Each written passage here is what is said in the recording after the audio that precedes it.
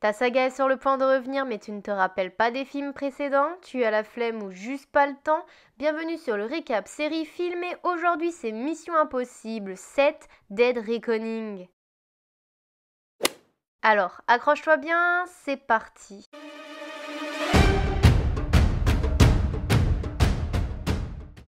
Le film s'ouvre sur un sous-marin russe nommé Sévastopol, équipé d'une IA avancée appelée l'Entité. Cette IA est conçue pour rendre le sous-marin indétectable. Cependant, l'Entité se rebelle, manipule les systèmes du sous-marin et le pousse à tirer une torpille sur une cible fictive. La torpille fait demi-tour et détruit le sous-marin, tuant tout l'équipage. L'entité devient alors une menace mondiale, c'est une intelligence artificielle consciente capable de pirater n'importe quel système informatique et de manipuler l'information à une échelle sans précédent. Ethan Hunt est alors chargé par l'IMF Impossible Mission Force de retrouver une clé spéciale composée de deux moitiés qui permet de contrôler ou désactiver l'entité. Cette clé est convoitée par de nombreuses puissances mondiales dont les États-Unis, la Russie et d'autres agences secrètes.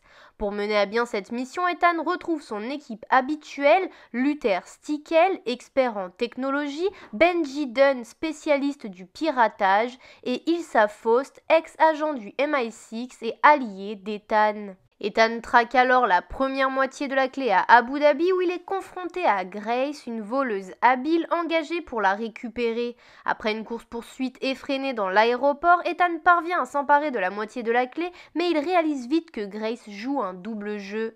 L'action se déplace ensuite à Rome où Ethan et Grace se retrouvent menottés ensemble lors d'une poursuite spectaculaire en Fiat 500. Ils sont traqués par Gabriel, un agent redoutable ayant un lien avec le passé d'Ethan et travaillant pour l'entité. On retrouve également Paris, une assassine impitoyable, et on retrouve également, depuis le début du film, Jasper Briggs et son équipe des agents du gouvernement américain qui traquent Ethan, le considérant comme un fugitif. Grace finit par voler la clé et tente de s'échapper, mais Ethan la retrouve à Venise où ils se battent contre Gabriel et ses hommes. Ethan découvre ensuite que l'autre moitié de la clé est en possession d'Ilsa Faust qui est tuée par Gabriel lors d'un duel. Cet événement pousse Ethan à redoubler d'efforts pour stopper son ennemi. Gabriel informe Ethan que la clé ne sert à rien sans savoir ce qu'elle ouvre. Il révèle que la clé permet d'accéder au reste du sous-marin Sévastopol où l'entité a été créée et où elle pourrait être arrêtée. Grace s'embarque à bord du légendaire Orient Express en direction des Alpes avec le visage de Alana Mitsopolis, alias la Veuve Blanche, qui est une trafiquante d'armes et d'informations influentes déjà introduite dans Mission Impossible Fallout.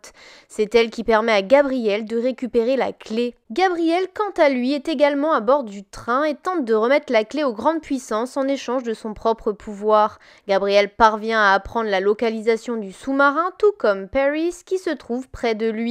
Il décide alors de la tuer. Ethan, avec Benji et Luther, infiltre le train. Une lutte intense éclate, conduisant à une spectaculaire scène d'action où le train déraille au-dessus d'un ravin. Ethan et Grace parviennent de justesse à survivre en escaladant les wagons suspendus dans le vide. Après s'en être sorti, Ethan discute avec Paris qui décide de lui donner un indice quant à la localisation du sous-marin. Finalement, Ethan récupère la clé et s'échappe tandis que Gabriel s'enfuit. Ethan comprend que son combat contre l'entité ne fait que commencer. Il sait maintenant que pour réellement stopper la menace, il doit retrouver les pales du Sévastopol et comprendre comment l'IA fonctionne avant que des gouvernements corrompus ne l'utilisent pour dominer le monde. Le film se termine alors sur un suspense allaitant annonçant Mission Impossible The Final Reckoning qui sortira en mai 2025.